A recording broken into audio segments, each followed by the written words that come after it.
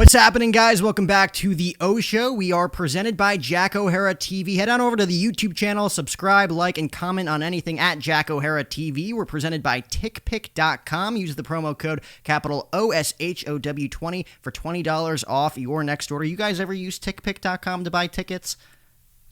I have.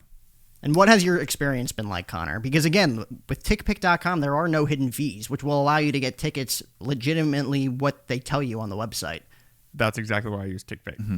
It's just I'm tired of all these hidden crap. Like if I see a $50 ticket, I want to pay $50 for my ticket. I don't want to pay $75 or $80 for my ticket. And if that's what it is, that's fine. But just tell me what I'm paying up front. Don't hit me with it 15 minutes into the process. That's why we love TickPick. Again, use that promo code capital OSHOW20, OSHOW20 for $20 off your next order. We're also brought to you by Rack Financial. Rack Financial credit card processing service. Come see the results with us, guys. A lot of things happening over at Rack Financial. We are in the HitLab studios today in Nashville, Tennessee. Connor Adams, this is kind of your playground, man. This is my space. This is your space. Matthew Hawk. Have you ever been on a show before? I have been on podcasts before, but nothing more than a casual try to start up podcast. By the way, Hawks, plural, a bunch of them. Hawks. Yes, sir. Not Hawk. Mm-hmm. Hawks. Yes, sir. Not Hawkins? No, I've gotten that before, too. I've heard Cox, I've heard Hawkins, I've heard Hawk. I've heard Cox? Why Cox? I don't know, just sounding it out. People, when you're, I don't know, Hawks, and it's a little different. Cox is more common last name, I guess. You guys both working under Nick Hyder, who was kind enough to have me on his show yesterday here in the HitLab. This place is like state of the art. Like I told you yesterday, we're just playing with all of this stuff before we came on too. Like this is an A+ setup. Thank you. Yeah, we built it out to make it as absolutely easy as possible to run, but it's still going to give you an extremely high quality product coming out of it. I mean, you show up, you plug in a thumb drive, I give you a 10-minute course, and you're golden. As soon as we were done, you're like, emailed you the episode. Yep. You can edit whatever you want from it. I'm like, it's ready? And it's so cool because, like, I'm talking right now, but if you talk, it's just like a switcher. Yep. It automatically is synced to all of the microphones in the room. So if I'm talking, it goes to me. If Matthew starts talking, it goes to him. Obviously, you're the host, so anybody in the host stand gets complete override control. So if somebody's talking a little bit too much, you can just take over. Just shut up. Right? I mean, it's so cool because that saves so many jobs, too. We were talking before. That saves a lot of money just having that, technology. Yeah, and it allows off your finger. Yeah, and it allows like a smaller space to be utilized because when you have to have a control room and you have to have all of these teams and these people helping run your show for you, yeah, sure, it's nice, but if technology can do it for you, you can condense everything into a much smaller space, which makes it a lot more viable for smaller podcasters or even just people who don't want to necessarily build out a massive $2 million studio. How long have you both known Nick? Because obviously, like, this is a well-oiled machine here, not only on the insurance side, but on the media side as well, putting together the podcast and the clips and the content creation, which was so important these days. How long, like, when did you both meet Nick? Well, I'll start. So I met Nick 2020. It was a little bit, I think it was about 6 months into COVID. I had been working with a friend of his, actually, and we were finishing up a photo shoot, and he's like, by the way, do you do video? And I was like, yeah, I do video. He's like, I got a good friend of mine. His name's Nick. Have you heard Nick Hyder? And I was like, no, I haven't, but I'd love to meet him. He's like, yeah, he's looking for somebody to just kind of help cut some clips together for him for social media. And I was like, cool, yeah, I'll give him a call, shoot me his number. So he texted me his number. We did a group chat. I was driving home. It was like a 30-minute drive. I couldn't even get home before Nick Hyder called me. It was like within 15 minutes. So I'm calling him, and he's like, yeah, do you just want to come to the studio right now? You want to come to the office? And I was like, man, I can't go to the office. I'm stuck at 5 o'clock traffic. There's no way for me to turn around. I was like, how about tomorrow? And he goes, cool. What time can you be here? And I was like, you tell me the time and I'll be here. And he goes, I like that. Awesome. And so I showed up the next day. We had about an hour meeting, just kind of figuring out what he wanted and what I could do. And I showed him some stuff, and he goes, all right, cool. You ready to start? And I was like, let's do it. And if there's one thing I've learned from Nick Hyder since then is if Nick's going to do something, he's going to do it, and he's going to do it right. And he's going to do it fast because he doesn't want to get beat out by anybody else. So pretty much since then, I've been doing that, and it's kind of evolved from just working from home, and he would send me footage, and I'd cut it into social clips, and then the clips evolved, and content evolved, and then it became more of a branding situation, and then he opened up the studio for himself and realized that it can be marketed.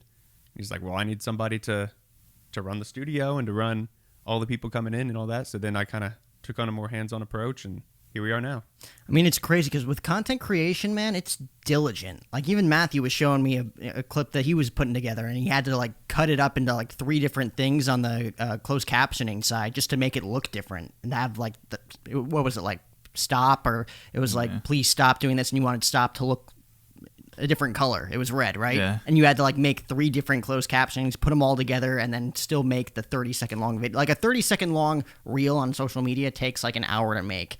Who's ever editing it? So, like, you have a lot of diligent work on your hands, but it all looks awesome. Like, I'm scrolling through my feed on Instagram, always seeing Nick's stuff. I'm like, Connor's doing a pretty standout job doing this stuff. Well, thank you. I appreciate it. It's a lot of work. Yeah. And it is, and it's, you know, when you love what you do, nothing's work, right? That's what they always say, and it's true. I mean, it's hard work, it's long work, but it's rewarding work, and at the end of the day, that's all you can ask for.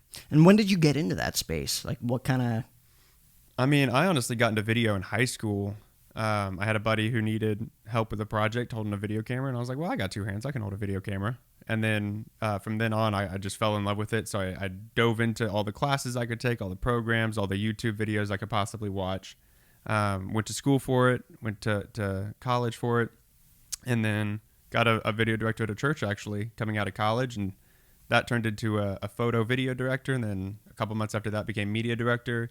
So then I had to learn all the social media aspect of everything, and then it kind of just evolved and kept, you know, manipulating and changing and getting better and better and taking on more and more things until I wound up here.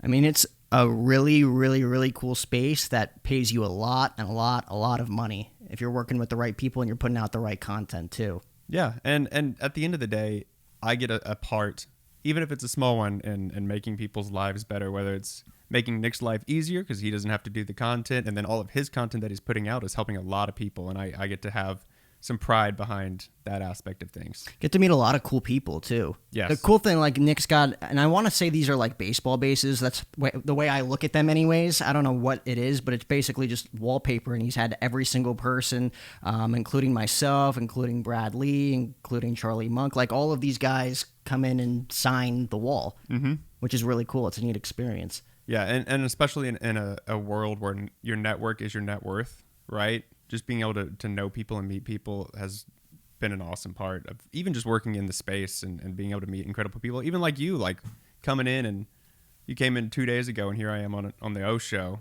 just because you came in and knew Nick and we had a conversation. So, I mean, it doesn't hurt to know everybody, man. I mean, you're the man behind everything. Without you, a lot of this stuff doesn't get out and people don't see it. Yeah. Right? I mean, I will never turn down meeting anybody. I don't care who it is. It could be somebody that I will never, ever interact with again in my life. But I can say I've met that person, and it may be my new best friend. It may be a great connection that I can utilize 10 years from now and change some lives. So I'd honestly say my best podcasts that I've ever put out there are with people that I went into it thinking, like, I'm going to cancel. Like, I'm just not feeling it today. Like, it was just one of those days where it's like, it's not that important. Like, I could probably put it off and they'll reschedule. I'm like, no, what? Let's go into the studio today. And it turned out to be like the best conversation that I've ever had on the show.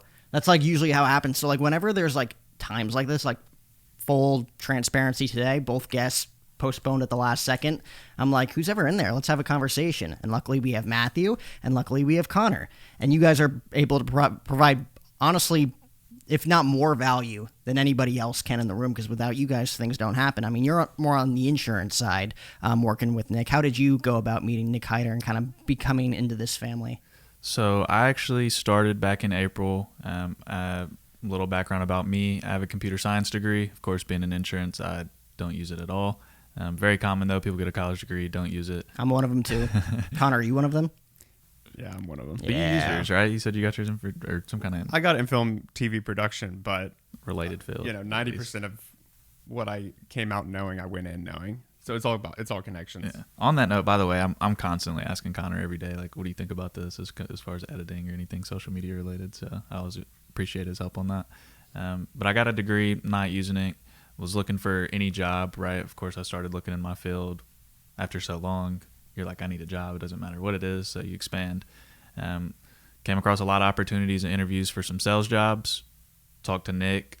was instantly sold because it's not just a job, right? This is a career. This is me starting my own business, being able to do something bigger than work for, whatever it is, working for another company. So working for myself was really enticing. And Nick, I mean, like Connor said, once you meet Nick, he's just one of those people. He's easy to kind of get on the horse and ride with, right? Like he's somebody that you want having your back, and he's somebody to go to war with. So instantly picked up on that. Of course, I think part of that's the sports background, right? Just having a team camaraderie sort of background.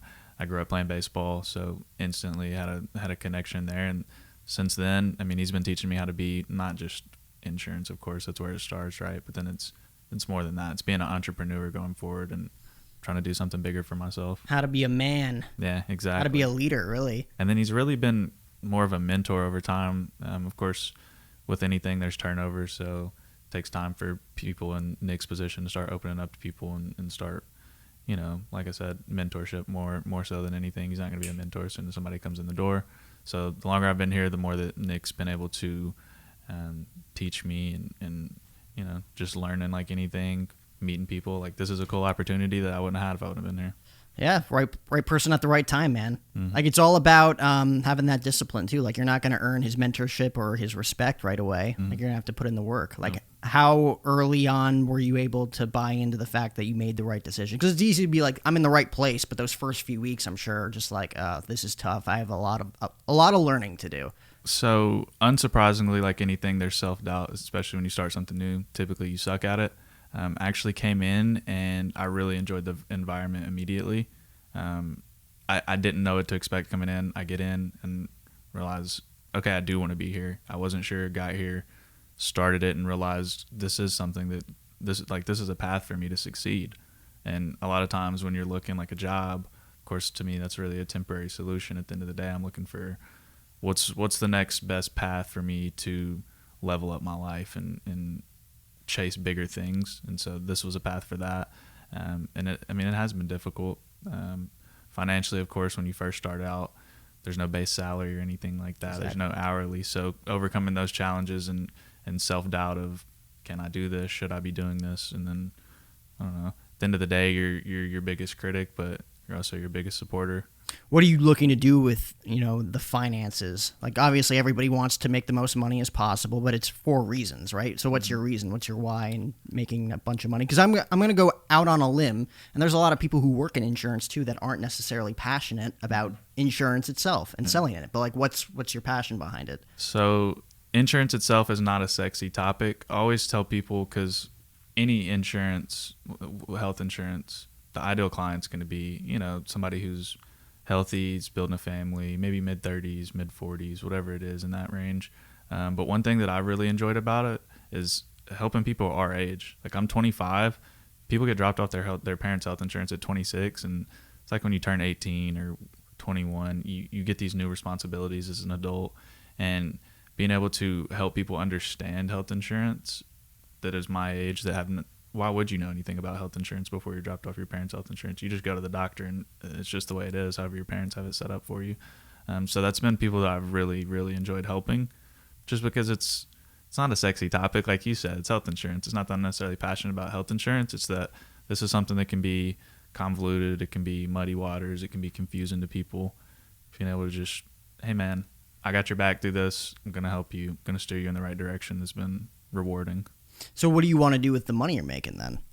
You want to build something? You just want to hang out? And you want to be able to obviously eat well, hang exactly. well? So really one of my deep reasons is I want to take care of my dad. I'm really close with my dad. So being able to just, I grew up lower middle class. Being able to take care of him and have him not worry about anything is one of my first priorities.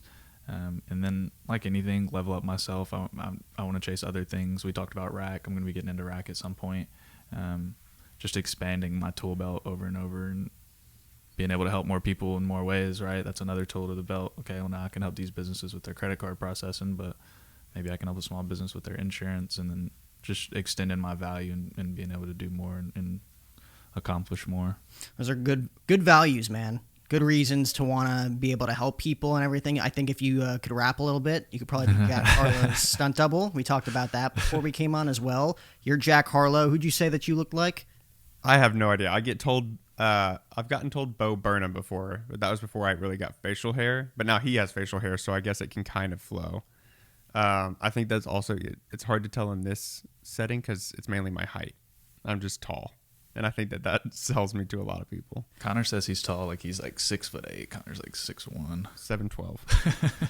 Like 5'11". Yeah. I remember when I first got my driver's license, I'm like 5'10", but I'm like, it's got to say 6 foot, right? Or no, I am 5'11", but it can't say 5'11". It's got to say 6 foot. Mm-hmm. So I'm just like, Mom, can you just like, because she was there like kind of processing everything, can you just like don't put 5'10", right? And she's like, yeah, I got you. Puts 5'11".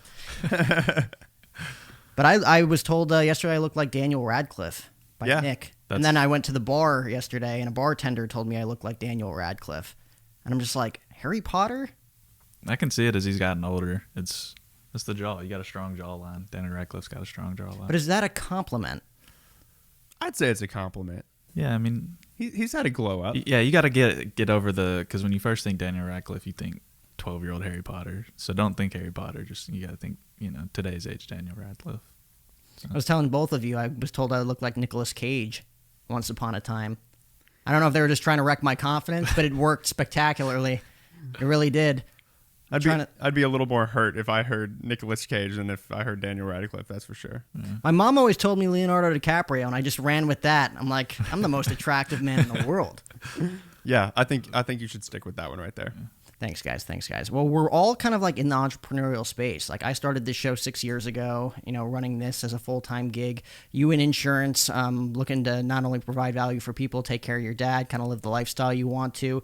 And then Connor in a space where I think you can make a boatload of money working for multiple different people if you want to, especially with the content you've already put out, man. Because like I said, like it's top of the line, top notch compared to a lot of people who really don't have the finances to go out of their way to pay other people to do it. So they see your thing and they're like, this guy provides value.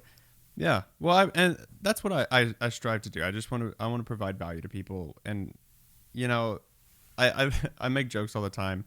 I think I have the worst business plan out there because the first thing I say is I can work within your budget. I don't even know what their budget is. It's probably like I've done very, very cheap photo shoots before, but the reason I do it is because I love it. And if I can help somebody in the process and have the capacity, that's what I want to do. So like I don't care how much money I make. I hope that I'm always able to keep on and hold on to that aspect of things, because Nick has a saying around here, and it's give hand ups, not handouts. It's not about giving people whatever they want whenever they want it, but it is about, if you have the means, help people up, help them to come up to where you're at, helping people out of the rat race, whatever it may be. If you have the capacity to give back, I think it's your duty, and it should be a joy to be able to do that. It is truly a good feeling helping people for absolutely nothing either. Mm-hmm. Expecting nothing in return. Like I don't expect this to be reciprocated at all. I just want to do it because not only does it help you, but it makes me feel good. Yeah, and I don't think that there can be too much good in the world, and in a time like we're in now with all the crap going on, in whatever phase it is, I think more good is never going to be a bad thing. I agree with that. One of the first things that I was told when I got here was, dude, if you just focus on helping people, the money's going to come. You just have to want to help people. And that's why I said my favorite people to help are people our age, 24, 25, 26, that just got kicked off their parents' insurance. It's the fact that they don't know where to go. So having somebody, of course, I trust myself, but like having somebody that they can go to that is trustworthy and is going to steer them in the right direction. Because to me, at that point, it's not about making the most money I can make off that person. Of course, I want to help this person with their situation. If I help them now, I could help them for the next 10, 15, 20 years do the same thing. So, when you first started, did you feel that way? I think coming in with an ignorance on the subject myself and developing, my skills and just learning about the space, I realized there's a lot to learn about it. Most people don't know this stuff because we had the New Jersey debacle earlier, but I like to consider myself pretty educated. So, well, let's talk about that first before we start, because I got a good laugh out of that. Okay. We were trying to narrow down where I'm from, because obviously I live in Phoenix, Arizona now, But Matthew here didn't know where I was originally from. So I said, I'll give you 3 guesses. And he was like, Georgia, North Carolina, South Carolina. He had like 7 guesses, right? Honestly, more. Virginia, West Virginia, whatever. New York. I'm like, you're red hot. You got the new right. And I'm just like, New Jersey. And Matthew looks at me and goes, New Jersey's a state? It's like Rhode Island, or it's one of those states where it's just like...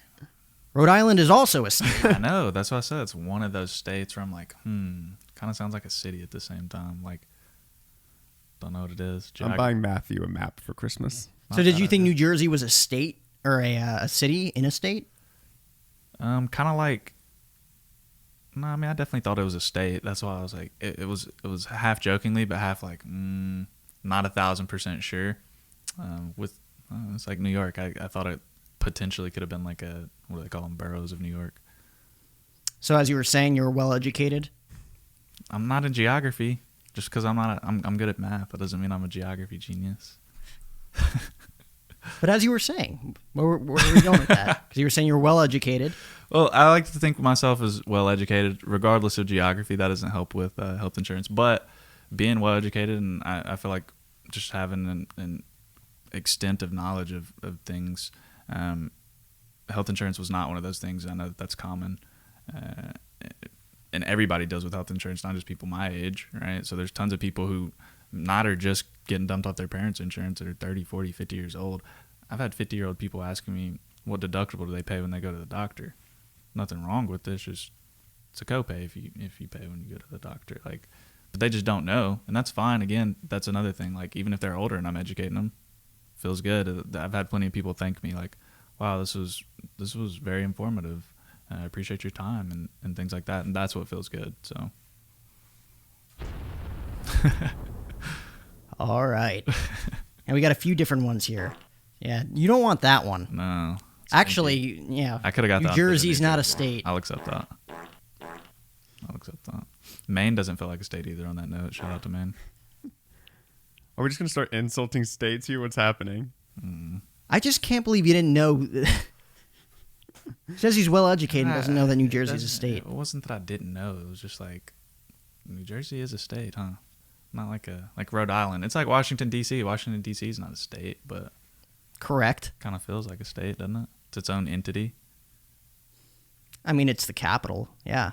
Yeah, but it like has they separate it. Like insurance, too, it's separated. Washington, D.C. is its own separate thing. It's separated for a lot of... It's like... is what it is. I'll accept my L on the New Jersey. Okay, cool. We'll move past it. But you guys, let's tell you. You mentioned budgeting earlier. You say you're like the worst. Like I'll fit your budget, whether that be like $15 or like $5,000 a month. Like whatever they throw at you, basically. Mm-hmm. How do you think you're going to get better at that? I mean, really, it's just about changing. Well, I think the main thing about how you get better at anything is be around people who are good at it, right? I was telling Matthew as I walked out of the office yesterday, I never want to be the smartest person in a room, right? Second smartest, sure, but I always want to be surrounded by people that are smarter and better than me because that intrinsically, I think that's it, will make me better. I mean, even just the years I've spent around Nick and just like, one with the mentorship and coaching he's given, but also just like passively, just like soaking in how he handles problems and how he does things has just made me better at all aspects of business.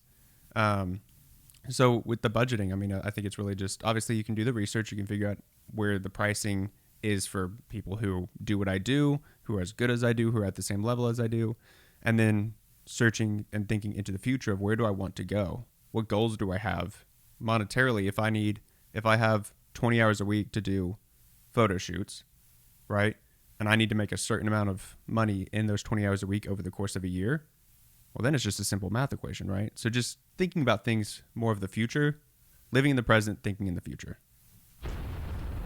That is so hard for people to understand, too. Yeah. Whether things aren't going well right now or whether things don't look too sunny in the future. You have to figure out how to get out of that rat race in a sense. Do you feel the same way? Yeah, of course. Have you ever heard of the Valley of Despair? No. Educate me. So I can't remember the guy. It's some financial content creator guy, but you start off with this uninformed optimism, and then you get to or you start off with, I don't remember, whatever, and then there's this valley of despair that you get to when you're starting something new. And most people, when they get to the valley of despair, that's when it's the hardest, right? And you go from uninformed optimism to informed pessimism is what it is, and then you're in the valley of despair. And then if you push through the valley of despair, then you have informed optimism, right? You've pushed through the hardest part of whatever your journey may be, and then it's only up from there. But of course, there's always mountains to climb, right? You climb a mountain, just another mountain to climb. More challenges are always going to be presenting themselves. But I definitely went through a point 2-3 months into this where I was in my valley of despair, where it's like, this is really hard. I'm not making the money I want to make yet. Can I do this? Should I be doing this?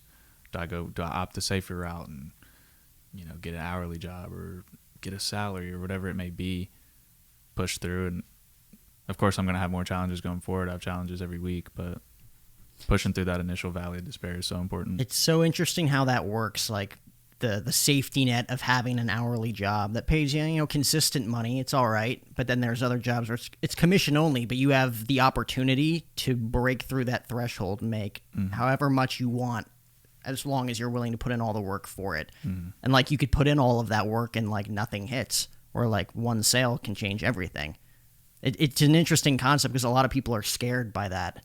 There's a lot of commission-only jobs out there today, whether it be in insurance, obviously financial services, door-to-door solar sales, too, is probably a big one that a lot of people are scared of. There's a lot of people who are very successful in that space. There's a lot of people that aren't. But it's very interesting to me to see how people would rather take that safety net and fall into that safety net of having a 9-to-5 job just because they know money's coming in no matter what. Well, there's the old saying, too, if you have a plan B, that becomes your plan A, right? And anybody in an entrepreneurial space, there is no plan B. It's I will figure this out, whatever it takes. And that's the mindset that it takes. You can't have a safety net because if you have a safety net, you have a floor. And if you have a floor, you have a ceiling. But if you don't have the safety net, you have no floor. You can go as high as you want to go as long as you're willing to put in the work and take the time that it takes. And what would you guys say for those people out there that are saying, well, it's like if I have no money, how am I going to pay my rent? How do I do this? How do I do that? That's where the fear comes into play. Like, I have to make money quick, and that's the easiest way to do it. Because obviously, like, you guys both have agreed, like, living at home is stable because you can kind of, like, build up your revenue. And, like, worst case scenario, I got mom and dad. I think for me, there's a level of people are unwilling to do what it takes. And I don't say that in a judgmental way, an aggressive way, but you can live very cheap. You can get 4 roommates and pay $300 a month in rent instead of $1,000 a month in rent or $2,000 a month in rent. You can eat ramen noodles for 6 months. Ramen noodles is like 25 cents a meal. Like you can find ways to do both. There is always a way to do both. It's just, are you willing to take the time to figure out the way? And then are you willing to make the sacrifices that it requires? And do you have the drive and the effort to put in to make it? Like, if you have those 3 things, you can do it. But it's just, I think a lot of people are unwilling to do that. And that's also okay. If you want to have a 9-to-5, there's nothing wrong with having a 9-to-5. But if you want to remove your ceiling, there are sacrifices that you're going to have to make to get to where you want to go. And you'll see a big change in your bank account, too. You'll see thinking, I wasn't making that much, but I saved a lot, and I'm still efficiently living. I'm still surviving, eating ramen noodles. Like, that was the one mistake I made in college. Like, all my money went to, like, $35 meals at Longhorn Steakhouse, man. Like, I was always eating out, always eating big. I'm like, I'm hungry. I need something with calorie dense, like trying to bulk up, put on weight, stuff like that. Were you kind of like in that same mindset of knowing how to save money right off the bat? Did you make some mistakes? With all that? Fast food, of course, is always a mistake. One thing that I know people commonly do today is DoorDash and Uber. Like, that alone, you're paying double for your meal just to get it delivered to you. Like, go take the 10 minutes, go pick it up yourself. That's one thing that blows my mind. I've never had food delivered to me. I've had groceries a couple times when I was under the weather, but like, come on now. Why would you pay $25 for a McDonald's meal or whatever it is? Not that McDonald's meal isn't even the best choice, but definitely it's a lose-lose. That's what I'm saying. So you're paying $30, $35 not only for the meal, but for them to deliver it for you, and then just for you to have a stomach ache 15 minutes after you eat it. I think truly the biggest thing Connor talked about is sacrifice, right? People get so comfortable, and it's okay. you get so comfortable in where you're at in life, and you don't want to sacrifice anything. So it's like that. Sacrifice your time, but you also have to sacrifice maybe what you're eating, or sacrifice how you're living. Maybe you don't need a 2022 new vehicle, right? Like, well, people are so worried about what people think about them, and I think that prevents them from sacrificing other things in their life, no matter what it is. Maybe it's clothes, maybe it's what they drive, maybe it's where they live, or whatever it may be. And I think going back to what we were talking about earlier about looking in the future, everyone thinks it's forever, right? You sacrifice until you don't have to anymore, right? Like Nick and Rianne and his wife, they order food to the office when they want to. But it's because they know that they can make more money in the time that it'll take for that food to get delivered than it'll cost for the food to be delivered to them. And that's where you have to get. So it's like, yeah, right now, go take 10 minutes to pick up your food until you don't have to anymore. Yeah, eat ramen noodles for every meal until you don't have to. It's all temporary. Pain is temporary. It's just, are you willing to push past that and keep going and keep going and keep going until you don't have to anymore? Yeah, it's temporary and it's short-lived too. Like in the moment, you think, "Oh, this is the way my life's going to be forever," and then you look back years later, like, "Oh, it was only like that 5, maybe 10-year period where I was doing that," and then the rest is history. Yeah, and when you think about 5 years and an average lifespan of 80, 90 years old, to set yourself up for the other, say you're 20 years old right now, you're 25 years old right now, whatever it is, you grind until you're 30. You still have 60 years to enjoy your life. Maybe that's a little high, but you still have plenty of time to enjoy your life if you take care of yourself. I know tons of people who could retire by the age of 35 if they wanted to. Now they keep working because they enjoy what they do and they can just grow and grow and grow for their family and for their legacy. But they don't have to because they did the work when they were 20 years old and 25 years old, and they grinded and grinded and grinded, and it compounds. Right? Patience is really lost in our day and age, right? We're all mid-20s. The thing is it's really hard for us to see 5, 10 years, even 10 years, right? Like 10 years ago, we were all in high school. So it's hard for us to think 10 years in the future because so much has changed in the past 10 years, but we haven't been grown doing our own thing for the past 10 years. So I think people, one, struggle with patience. Part of that social media, right? We're all this constant loop of new footage, new content, whatever it is, and everybody's attention span's going down, and whatever it may be, we're losing the ability to focus. So being able to stay patient, stay focused on things is something that's lost, because 10 years, like Connor's saying, in the scheme of things, is not a long time. If I could set myself for the rest of my life in the next 10 years, I'm done by 35. Like, it's retirement age is projected to be going up, 67, 68 years old by the time we're that age. And dude, if I'm 30 plus years ahead of everybody else my age, like, I'm doing something right, even if it's 20 years from now, right? 45 is still young in comparison. So what do you say, just to play devil's advocate for a second? What do you say, like, because when you mention social media, people on social media, people's attention spans are going down. People look at other people and be like, "Oh, I don't have that," you know? What about the people that think like, "Oh man, I don't have that, but I should have that," and then they get that fire inside of them? It's like you said, it's dangerous. It's a two-sided coin. There's so much good that comes from social media and the internet, but of course, like anything, a lot of people say there's equal amount of good and bad, right? For every action, there's equal opposite reaction, right? If you feel that way about the good in the world, then of course all the evil that you see, there's an equal amount of good that maybe you don't see, and vice versa. So a lot of people get on social media, and it's like the news, right? Like the news is, I hate watching the news. I never watch the news. It's just constant. So-and-so was killed, political drama, and I just don't want to deal with any of that. So being able to get on social media and being tailored to what you want is good, because I get on there, I see a lot of motivational things these days. When I was younger, that wasn't the case, right?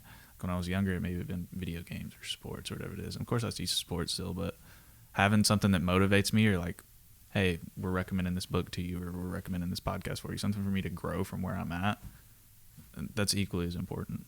Isn't it crazy how all of that kind of happened? I don't know if that was pre-COVID too, or if that was like 2020 and beyond, where like all of these like mental health people kind of just came out of the woodworks. And like some of it's awesome, and you could tell the authenticity and the genuine aspect of it. And then there's others where I'm like, I wonder if they're just doing this for the clicks.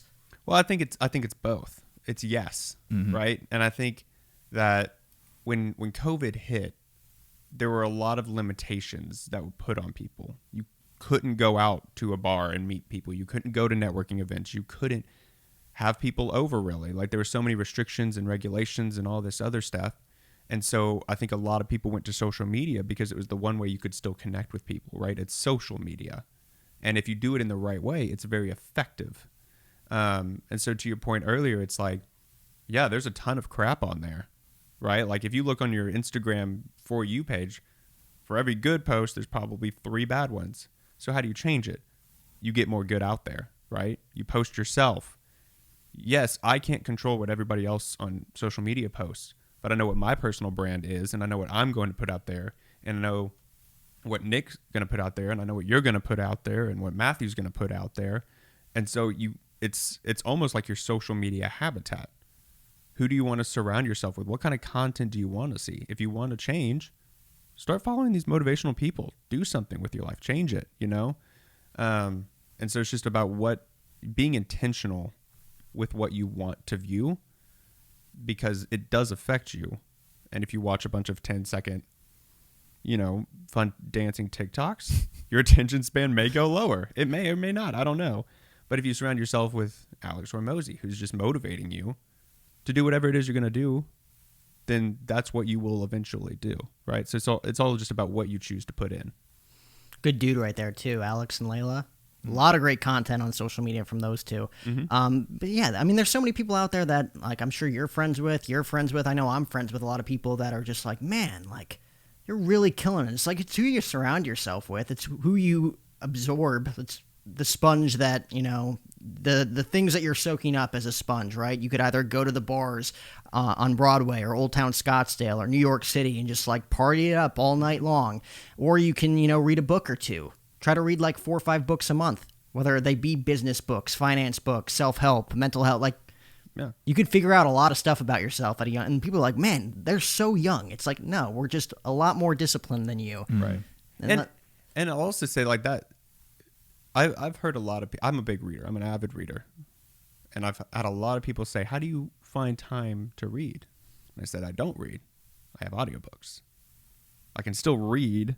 And just listen to audio. How much time do you waste in your car on a daily basis? 30 minutes drive. Okay, cool. That's 30 minutes of a book you could read. Yeah, you could listen to the radio for 30 minutes and listen to ads and news and all of this other stuff.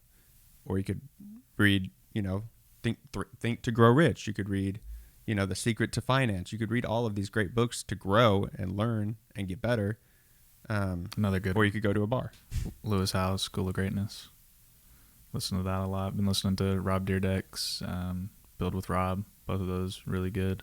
Of course, the Hit Streak, right? Lob up the Hit Streak. The Hit Streak's great. So just listen to things that can just expand your knowledge, right? Like music is great. Music's a way to express yourself, right? It's like, but having constant music, and everybody always talks about like once a new song comes out, I'll listen to it 50 times and wear it out and then don't want to listen to it anymore. And it's like, listen to music when you need to just clear your mind and relax. Don't always have music on. There's people who can't be alone with their thoughts and constantly are playing music. Like, expand your mind. Maybe you need to hear something that's not music. Maybe you need to hear some advice. Maybe you need to hear somebody who's gone through something similar.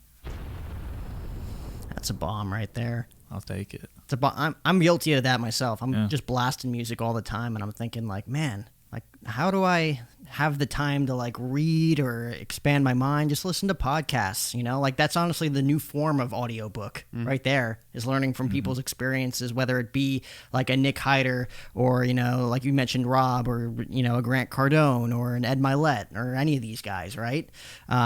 Everybody has experienced the same things you have, and they learn from them, and now they're giving you that free knowledge, and it's free on their podcasts, right? Yep. It's free. Anybody could look at it.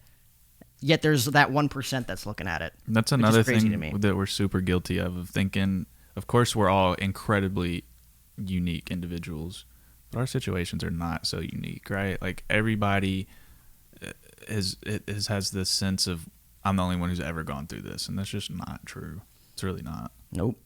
That's just fear. Yeah, it's absolutely fear and self-doubt and things like that. And people just not being comfortable in their own skin. And part of that, I think, social media too, right? We were talking about comparison. Comparison is the thief of joy. It's one of my favorite quotes. So much comparison's done on social media because everybody puts their best foot forward on social media. All you see is people posting their best, right?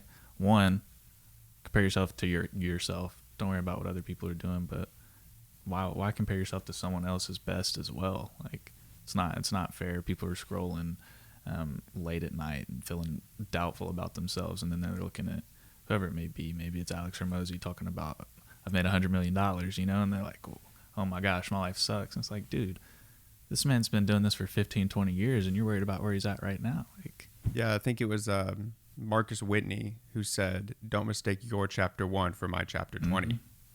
It takes time. Yes, Alex Hormozy is making a ton of money. He's making more money right now than I'm making sitting here. He can send a text and make more money than I can make in a day, week, year, whatever, right now. But in 30 years, I'll be doing that. You know, it's all just about perspective. It's not comparing yourself to other people. It's just having perspective about what they've done to get there, because there's always sacrifices. The people who go in there and say, I've made $100 million in my sleep last night. Okay, one, maybe that's elevated, maybe it's not. But two, they've done something. They've sacrificed some aspect of their life to get there now. So it's not they just woke up and found this cool magic genie who gave them $1 million or $100 million or whatever. They did the work. And so I think that's kind of the mind shift that it takes of, I can have that too, but I have to be willing to do the work and find your avenue, find the opportunity, because the way that I make $100 million is probably going to be different than the way you make your $100 million. Has to be different, or else you ain't going to have that $100 million. Exactly, right? It has to be different than him. Yeah, absolutely. You know? I think you said it on Nick's podcast. You have to, why be the next Ed Milet? Why be the next Alex Hormozy? Be the first Jack O'Hara. Be the first Connor Adams. Be the first Matthew Hawks. That's the plan, guys. That's the plan. I mean, you nailed it right on the head there. There's another bomb for you. But you have to be able to not only find a niche, which evidently can be pretty hard, especially if you're starting out trying to separate yourself, because Nick had to separate himself. You have to separate yourself as an insurance advisor and agent, right? You can't just be like everybody else. And there's all of these fields that are so saturated. Podcasts are saturated, you know? I'm one of a trillion shows out there. Like I said yesterday, the best thing about having a podcast is that anybody could do it. The worst thing about having a podcast is that anybody could do it, right? You have to find that specific thing that makes you stand out. What do you think has made you stand out to this point? Or what do you think you're kind of juggling in your mind on how to make yourself better in your field? You as well, Connor. So the health insurance space, and this is something I talked about with Connor so regularly, nobody sees health insurance content. I don't know. There's a stigma around it, of course. You don't plan to use your car insurance. You don't plan to use your life insurance, your home insurance, whatever it is. It's there in case a wreck happens or whatever, a tree falls on your house. But health insurance, people get health insurance and plan to use it, right? You're going to use it when you go to the doctor. People are going to the doctor 2, 3, 4 times a year kind of thing. So I don't know if it's the stigma because so many people have had bad experiences or whatever it is, but there's not many creators in the health insurance space. So that's one thing that seems, of course, good. I think that means there's a market for it, right? Because health insurance is extremely widely used. A ton of people have health insurance, but there's got to be some way to tap into that market. And so one starts with consistency, right? Just consistently trying to break into the market, consistently trying to break onto people's feeds, whatever it may be. And then next is velocity. Once you figure out consistency and you're getting it daily, getting it done multiple times a day, so on and so forth, ramp it up. I think for me, it breaks down to two things, really. Number one is teachability, and number two is creativity, right? So you have to be teachable. And what I mean by that is be a sponge for the right stuff, right? To be teachable, it takes two things. It takes belief and it takes effort. If you have one or the other, it's not going to work. I can believe I want to be successful all day long, every day, and I will still never make it anywhere. I can have the effort to do it, but if I don't believe it, that effort will die out, right? So you have to be teachable, number one. You have to learn not only what you can do better and consistently be saying, oh, okay, I did it that way. Here's 3 ways that I could have improved my process. Let's implement that now, right? And then also learning from other people who make mistakes and be like, cool, I've seen that. I now know what not to do for myself, right? So be teachable. And then the other thing is creativity. You have to be creative enough to do something different. Think outside the box, right? The box is there because it's a limiting factor, right? If all you do is think inside the box, you will live within that box and you'll never get out past it. So it requires thinking differently about whatever your niche is. Think differently to be different, right? I'm not like every other photographer in Nashville because I can't be, like you said. If I'm like every other photographer, I blend in, right? So how do I make myself different? One, customer experience, right? And especially in a town where everything is word of mouth, all you can do is provide the best customer experience, and you're miles ahead of everybody else who does exactly what you do. So I think if you can do those two things, just be creative enough to think outside the box. And creativity is teachable also. So that's where the teachability aspect comes in of, you are not going to be the best at what you do. That's okay. Learn from it and learn how to be better than where you are now. Yeah, you don't have to be the best, but there's no excuse to not be the most memorable. Like you said, creating that customer experience. Like, what are you going to do to make them remember, like, oh, Connor was, like, that was a great experience. I really had a good time and great process with him. Mm-hmm. Right. And it's exactly that. And it's because I've hired hundreds of people that I liked more than somebody who could do something better. Now, you obviously still have to have the quality, right? You still have to provide an expert product, but that will never be enough. And so it is about building the good relationships and like sticking out by being a good person. Be a good person, treat people right, and treat people with the respect that everybody deserves. And if you do that, you'll be fine. Now there's so many people out there, and Nick's one of them. Nick is someone who I think has taken his experiences and never forgot them. Well, we know other people who like got big and got big money, big experiences, big exposure, and they were probably just completely different people, right?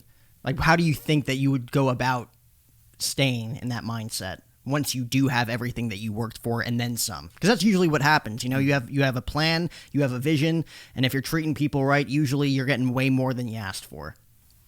I mean, I think it's doing it for the right reason, right? If I'm treating people good because I want more money, well, that's not going to be sustainable, right? So you have to respect yourself enough to know why you're doing what you're doing. And one, if you don't have a reason, you're not doing the right thing. And two, if you do have a reason, you are doing the right thing, and that's enough, right? So it's just about making sure you do everything because you want to do it and because other people deserve like the respect or whatever it is. And I think if you stick within that and you stick within your roots of like, just remember where you started, right? It's not about living in the past, but if you didn't remember the past, you're just doomed to make the same mistakes. So remember the past, remember where you came from, and do things for the right reason. And I think you'll grow and you'll improve and you'll upgrade, but you'll still be the same person. You'll just be better. What was one moment in both of your guys' life, do you think, like something that really stung your soul, that made you think, like, I need to carry out who I truly am, and at the same time, I need to get out of this rat race that I'm in? I actually used to deliver food, and it dawned on me one day. So I was delivering, of course, like Uber Eats, DoorDash, and it dawned on me because I'm like, this is quick money. Like, this isn't hard. I'm just driving around listening to music. Of course, it wasn't ever something that I'm like, I'm going to do this for the rest of my life. But then it really hit me. It's so, like, it's impossible to get ahead. You put so much mileage on your car. There's maintenance. There's gas. And it's like, just when you think you're getting ahead, maintenance on your car. And it just really made me think, like, this is everything, right? These are all jobs. Just when you think you're getting ahead, boom, you're fired. Boom, COVID happens, layoffs happen, whatever it may be. And it's just creating security for myself, not dependent on other people, being able to be in control of my own situation, right? And so once that, and it's all about perspective, right? That's all growing is. Once you have achieved a new perspective, you can't go backwards on it, right? Like, once you're a kid and you're growing up and you've had the first bad thing happen, then you realize, or you got a timeout or got spanked or whatever it was, you're like, oh, now if I act up, my perspective has changed. I know not to act up, or there's going to be a consequence. And you learn the consequences and actions, of course, are for everything. And then you realize, growing up and expanding your perspective on how you just really want to develop your life and where to go with your life and things of that nature. One thing that you really said is believe. Believe is almost everything. Effort's important, but like, if you don't believe you can do it, why would anybody else believe you can do it, right? We have a believe sign. Of course, it's a Ted Lasso reference, but that's one of the best things about Ted Lasso is believe in yourself, believe in the people around you, believe in the journey. Yeah, I mean, I think for me the moment was COVID, because I used to bartend before I went full-time photography and got into the studio and everything like that. I was bartending, and so when COVID hit, I didn't even get to sit down. I got an email from the owner of the bar, and he said, "Hey, until further notice, no one has a job." That was it. No explanation. There was nothing else to give, because, and a lot of it they didn't know. They had no idea when the restrictions were going to be lifted. It was just, hey, let everyone go. And so for me, that was just, it was an awakening moment of, if this can happen once, it can happen again. Whether it's another pandemic, whether it's layoffs just happen, the company gets absorbed into somebody else and they fire the whole media team, right? Maybe you just have a bad boss who wants to promote his nephew's third sister or something, whatever it may be. If you work for somebody else, you give up control over your income source. And so I just had a moment of reality with myself of like, this can't happen again. I don't like this feeling of not knowing where my next meal is going to come from, where my next paycheck's going to come from. And so I still had to bartend for a couple years, but I slowly worked from 5 days a week, and I got it down to 4. And then I got it down to 3, and I got it down to 2. And then eventually, after 2 years, I went full time. And so that's not to say that everything, you're just going to decide, go quit your job tomorrow and, oh, I'll figure it out. Don't be dumb. Figure it out while having, the mindset of like, I can still live and support my family, but actually be serious about figuring it out, because I promise you, your boss will never pay you enough to live next door. Nick taught me that day 2, I think, of ever knowing him, was if you want to live in the house next to your boss, you can't have one. You have to be your boss. And at the end of the day, it's crazy. I think my dad gave me this piece of advice too. Like, no matter what you're doing, you got to remember, buckle down and do it for you, because no one else gives a shit, Mm-hmm. Like, I've done, 550 episodes? Like, hey, look at me on this phone. No one gives a shit, right? You really have to, like, buckle down and be like, I'm doing this for me. Like, don't do this for other people, Mm-hmm. Like, and you're right. Like, that's a great piece of advice that Nick gave you, because, like, you really have to humble yourself at the feet of people who know what they're talking about, and surround yourself with people that know what they're talking about. That was a big part of my talk with Nick yesterday. I mean, you were here listening. Yeah, I know you were listening too.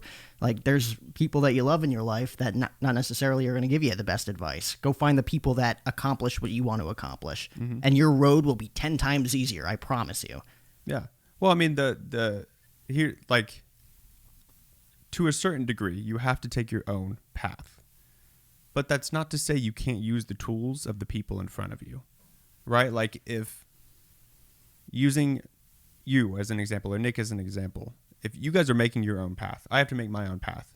But at a certain point, you'll move on from the shovel that you were using to clear the path, and now you have a bulldozer. You don't have you don't have the shovel anymore, so I can take the shovel. I can learn a little bit at a time and grow and grow and grow until eventually I make my own path. But why would you make it harder on yourself if you don't have to, right? I heard Brad Lee say one time he has a room of people, and he said, would you rather have somebody hand you $100 million or make your own $10 million? And somebody in the audience said, I'd rather make my own $10 million. And Brad goes, that's stupid. I would take $100 million. And the other guy was like, well, but if I make my own 10 million, I'll know how to make it again. He goes, I could fail 10 times at making it and still have money left over. He's like, don't be afraid to use the tools of the people in front of you to make your own path. Oh my God. I mean, you were talking about not handouts, but hand ups, right? Right. Right. It's not about somebody giving you everything that you have, right? Because then that's having a boss. But it is about utilizing the tools that people are willing and able to give you to make your own way. I mean, there's thousands of years of history, man. Like, don't reinvent the wheel. Don't make mistakes that millions of people have made before you if you can prevent it. It's that simple. Just use your tools, use other tools that people have used, and You don't have to get special. You just have to be committed. You have to be true to yourself. Why do you think there's that fear factor for people then to go out of their way to do something, whether it be, you know, the fear of what other people will think or the fear of, you know, having financial struggles to begin with and for the foreseeable future? Like, do you just think that people aren't willing to go out of their comfort zone in that sense? Like, their minds aren't even like awoken. that could be part of it, right? Just being so deep in society that you just imagine if you're not surrounded by people who have a similar mindset as you, or, you know, currently your mindset, and you're surrounded by people who are just going to their 9 to 5, working at McDonald's, working at the dry cleaners, whatever it may be. You're gonna think that that's all that life has to offer potentially, unless you've been exposed. Again, like perspective, right? Maybe one day you've watched a video and now it's like, oh, I can do this. Anybody can do this. If you don't have that perspective, you simply don't know what you don't know. So I think that's a large part of it. So many people just aren't exposed, and if they are exposed to it, they're not absorbing it. So. Oh, I mean, the guy you work for hit rock bottom in 2013, right? Mm-hmm. That's 9 years ago. That's honestly not that long ago. Not at all. And look at where he is now. Brad Lee was a high school dropout, was homeless for a few months there, right? Like a huge Foo Fighter guy, Dave Grohl, dropped out of high school. Derek Jeter never graduated college. He's considered one of the greatest New York Yankees of all time, right? Most of these guys came from alternate paths. You know, they didn't do the get a high school degree, get a college degree, get a 9 to 5 job. Like that's a nice, safe life. And you might not ever feel resentment or anger or any sort of difficulty, you know? But you should want to feel, I mean, you should feel that in order to grow and get to a point that you never thought could be imaginable. Yeah. And I think that's why it's kind of funny when you think about just like haters on the internet. And I think that's a big portion of what stops people is people telling them you can't do that. You shouldn't do that. That's not normal, right? And it's society. Like I read a study, and it was taking place in a corporate office, and they took one individual, and they said everybody in this office is going to tell that person they look sick today. They're just going to mention it offhandedly. They're going to say, "Man, are you okay? You look a little ill," right? Perfectly healthy guy, but he heard it over and over and over again until about halfway through the day, he went to his boss and said, "Hey, I got to go home. I don't feel very well." He goes, "Well, did you feel fine when you walked in?" He goes, "Yeah, I felt fine, but people kept telling me I feel sick, and now I just like, I can't handle it anymore. Like I feel ill. I need to go home and rest." And it's just because he heard it over and over and over again. You hear what you're surrounded with, right? That's why everyone tells you your habitat is so important, because if you're surrounding yourself with people who will constantly tell you, you can't do that, you can't do that, you can't do that, that's exactly what you'll start to believe. You can't do that, right? And so, you know, it's looking at the people who have success and realizing that they have that success because they went through it. Bradley was homeless for a couple months. Nick Hyder hit rock bottom in 2013 and built himself back up. That's what nobody wants to realize. You have to fight through the noise. You have to fight through the noise. Like when I started, my family wasn't 100%. Like I got a degree. Why do you want to start doing this? You can go get a job making 60, 70K a year. With sacrificing all of your time. Yeah, that makes you happy. Doing coding, right? And I'm like, just to be honest, through college, once I got to a certain point, like I'm 3-4 years in, I'm like, I'm not changing majors because I don't want to go to school for anything else. As far as I don't want to spend another 2 years of my life in school. And so at that point, 3-4 years in, I'm like, I'm just going to finish this out. But I'd realized coding isn't necessarily what I wanted to be doing. I appreciate the value of the skill. I know that the value of the skill is far, far, far beyond working a 9 to 5, right? Like my goal always was I want to make an app or maybe make a game or maybe make a website that's, you know, powerful, something on the side that, and I just got to a point where it's like, that's not even really what I want to do. So once I got out and started doing this opportunity, my family, it wasn't that they didn't support me. Of course it's family, right? They just want to keep you safe. They don't want bad things to potentially be able to happen to you. And I'm like, you want me to temporarily work at Walmart for $22 an hour? I'm like, that's not a glorious life. I'm not going to be happy doing that. Like, I'd rather fail doing this than be at Walmart making $20 an hour or whatever it may be, or any temporary job that's just not going to change my life. Who wants to just exist, right? That's kind of my perspective on it. When you guys have kids 20, 30 years down the road and they're looking at colleges, Is college even an option? What's your take on college? Even honestly, high school these days. There's gonna be a lot of people homeschooling their kids. I feel like, because the more information that comes out, the more successful people that you watch on podcasts and on YouTube channels telling you like, oh, I can be way more successful doing it this alternative way, as opposed to the way that everybody taught us to do growing up. Do you know who made the it might not have been in 2022 or 2021 or 2020. Do you know who the biggest YouTuber was? No. Made the most money on YouTube? It was like an 8-year-old kid doing toy reviews. Like, and then you get let that sink in, dude. Like, that kid's not going to college. Why would he? Of course. But like, dude's making, I say dude, little kid's making millions and millions, tens of millions of dollars. Yeah, probably hundreds of millions of dollars, and he's just reviewing toys, and it's like, he's not unique, of course. Now, at that point, are you proud, or are you kind of monitoring like, okay, my 8-year-old son has all the money in the world, more money than our family like inheritance ever had? Like, are we raising him to be a good kid? Because at that point, like, you're not even mentally like formed and developed yet. He doesn't even understand the concept of money, I would assume, right? He's just his parents. Of course, it's a team effort, right? He's not posting the videos himself and editing or whatever it may be. I've never watched one of them. I assume they're edited, but they're setting them up anyway. That's what I'm saying, and it's a team effort, which is great on the parents' part. Like, every year at Christmas, kids are opening up toy after toy after toy. Why not just video and be like, "Do you like this toy, son?" Whatever it may be. He's not doing anything unique, but what he is doing is videoing it and posting it and pursuing something with it and being consistent, and now it's paying off. And like you said, they built generational wealth off an 8-year-old reviewing toys, which is insane. Of course, I don't have kids, but if I did and I was in their position, I'd like to think, how do I get this kid growing up around people that he needs to be at? Because managing that kind of money, even thinking about being 16, that's not, a 16-year-old's not going to be responsible with that money, and 18-year-old's not going to be responsible with that money. So, well, and that's, I think, where the good parenting comes in too, and it's all about, teaching kids about the value of money, and that money is a tool. It's not like something to be feared. It's not, money is not evil. Money is not good.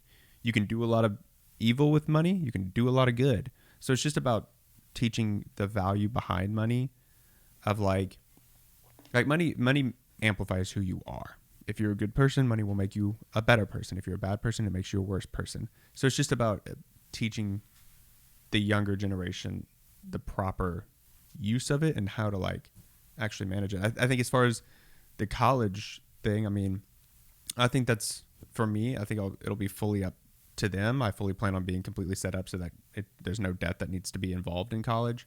But I think it is all about the mindset going into it, right? Are you going to go into it with a purpose, right? Don't go to college just to party. That's a waste of your time. It's a waste of everybody else's time and money. But if you're going to go to meet people, if you're going to go to make connections, if you're going to go to learn, become an expert. Become an expert in something, right? You can become an expert. You can get a degree in coding to become an expert in it, and then start a software company. Like, you don't have to go to college to get a job. Yeah. Just the experience too. That was a big part. Like, I look back at college, I'm like, I got to experience a completely different part of the world and the country. It's an interesting social experience as well. Like, let alone location, right? You move away from your family. Any advice to anybody, if you're going to go to college, community college, cool. But if you're going to go to a university, don't go to your local university. Go hours away. Get away, get a breath of fresh air, get a new scenery. But on that note, I was kind of curious, what do y'all think? So I don't know how old the kid is. He could be 6, 8 years old, but it makes me think of child actors, right? A lot of times child actors grow up and they're like, oh, well, I don't have, Britney Spears is a good example. I don't have most of the money that I earned, my family, yada, yada, yada. Like, what if the 8-year-old kid who did toy reviews generates $100 million and the parents just take all of it? And we see him 15 years from now, he's like, yeah, I generated all this money, but I only have $3 million. Well, if you're a good parent, yes, you're probably taking that money. And if it is generational wealth, like, as long as you're smart about it, you can still live a lifestyle that you want and kind of raise your kid how you want to raise him to be, raise him as a man how he should treat himself, treat other people, treat women, treat his business, develop him into someone who could actually take care of that money in an appropriate way. And then obviously give him his earnings, right? Because I don't think... Yeah. Well, set it up in a trust, too. Yeah. How many stories do you hear of, rich families who have a trust for their kid, Like I think I read it on, I don't know if it's Bill Gates, so don't quote me on that. But I read an article of somebody who's super rich, and his kids are set up for a life. They can't touch it until they're 35 years old. So he's like, they obviously don't want for anything. They have like, they get like an allowance from their trust fund or whatever on a monthly basis, but it's limited to that, to build in those and instill those values of like, hey, you are more than this money tells you you are. Like, you are more than this. You need to have good values. You need to have good work ethic to live life and to survive in this world. Because sure, you may be able to survive on this money, but what about your kids? What about your grandkids?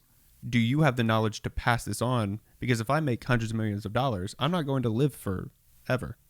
I will die. Do you know what Shaq tells his kids? We're not rich. I'm rich.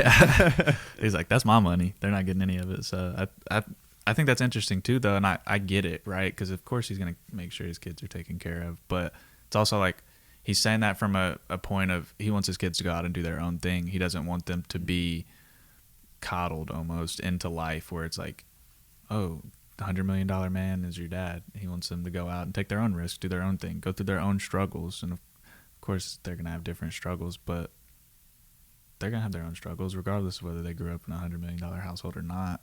They'll be different, but it's like people always try to pretend just because, like, whatever, I was lower middle class, right? I could have grown up dirt poor. That doesn't mean that I didn't have my own struggles. That doesn't mean there wasn't people doing worse than me, though. So it's all, I think people, how they feel is valid, and things they go through is valid, just because we are incredibly unique people, and we're growing up, we're all products of our environment. It's things we can't control. It's perspective, right? Mm-hmm. Well, I appreciate you guys coming on today and kind of literally dropping bombs for the last hour or so. I know we're probably running out of time. You're the time man. So, Connor Adams, where can we follow Connor Adams Media? Connor Adams Media, C-O-N-N-E-R.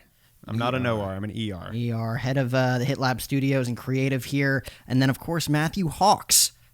Matthew Hawks. How can we reach you? At Matthew Hawks? Mm-hmm. See, that's so rare that you can actually just put your name without any like underscores or numbers. I was not that lucky. There are a lot of Jack O'Hara's, evidently. I'm not lucky on TikTok. It's official Matthew Hawks. Ooh, you are the official Matthew Hawks. Two T's, by the way. Waiting on that verification. Yeah. No, but this was, again, another great episode. I'm glad it worked out this way. Yeah. I feel like I wouldn't have been able to have that conversation with anybody else. So thank you, boys. Thanks to Nick and Rhiannon Hyder as well. The Hyder family for allowing me to host a show here at the HitLab Creative Studios in Nashville, Tennessee. Check out this episode on our YouTube channel at Jack O'HaraTV. Remember, we are now presented by Rack Financial. Head on over to rackfinancial.com if you want to become an affiliate or an agent. Check it all out. Come experience the results with us, guys. This was episode 561 of the podcast. God bless.